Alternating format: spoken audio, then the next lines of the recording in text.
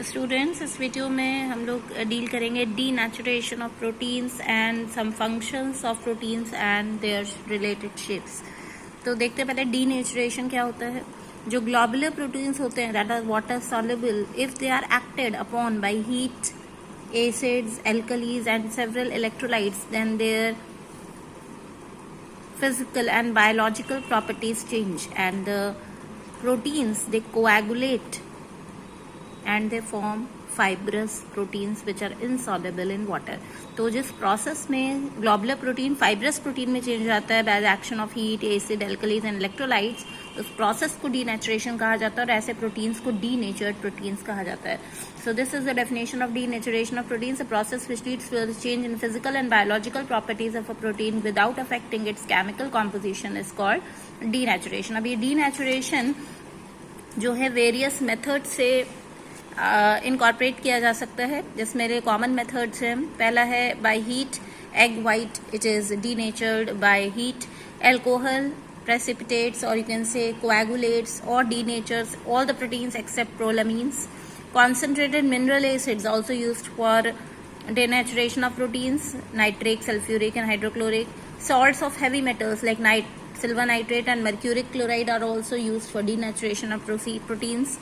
Alkaloidal reagents like tannic acid and picric acid are also used for precipitation of proteins from their solutions. Radiations like ultraviolet rays, X-rays are also used for denaturation of proteins. और denaturation में mainly कौन सा structure change होता है? Secondary और tertiary structure जो है mainly change होता है. और ज़्यादातर केसेस में ये denaturation जो है वो irreversible होता है, लेकिन कुछ केसेस में irreversible भी होता है, तो उसको कहा जाता है denaturation. और उसको हम कैसे अचीव कर सकते हैं? वो टेम्परेचर pH कंडीशंस रिस्टोर करके जिसपे सेकेंडरी और टर्शरी स्ट्रक्चर रिस्टोर किया जा सकता है.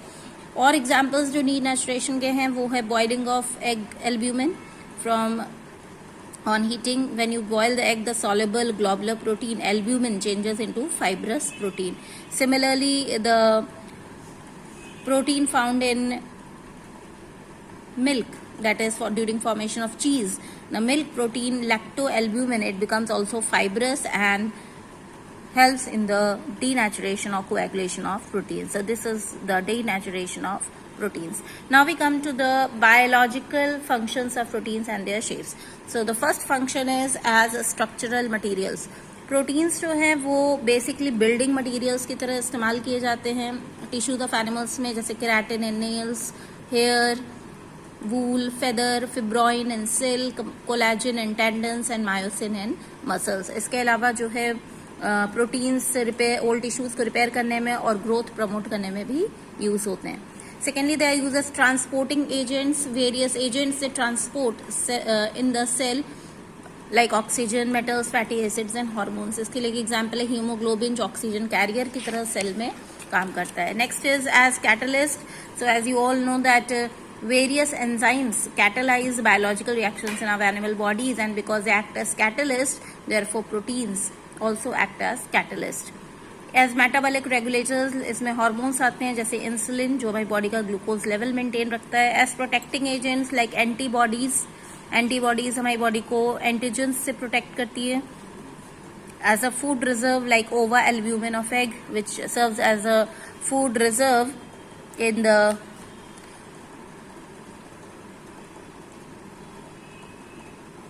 growing chick, and casein of milk acts as the food reserve for the newborn baby of mammals.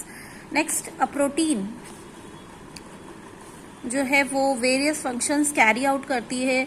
तो एक 3 डायमेंशनल स्ट्रक्चर एक्वायर करके ही कोई प्रोटीन एक पर्टिकुलर फंक्शन कैरी आउट करती है. तो डिफरेंट प्रोटीन्स डिफरेंट तरीके से फंक्शन करते हैं, तो डिफरेंट टर्शरी स्ट्रक्चर्स एक्वायर करते हैं.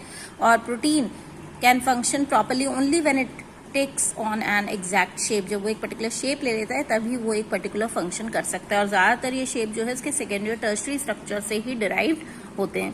स्ट्रक्चरल प्रोटीन्स जो होते हैं जैसे ट्विस्टेड रोप लाइक स्ट्रैंड्स में होते हैं ज्यादातर, जैसे silk, keratin, collagen, all these are included in this.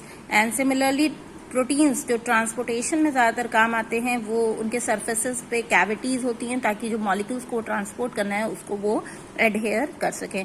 तो according to their function the proteins are designed in various shapes.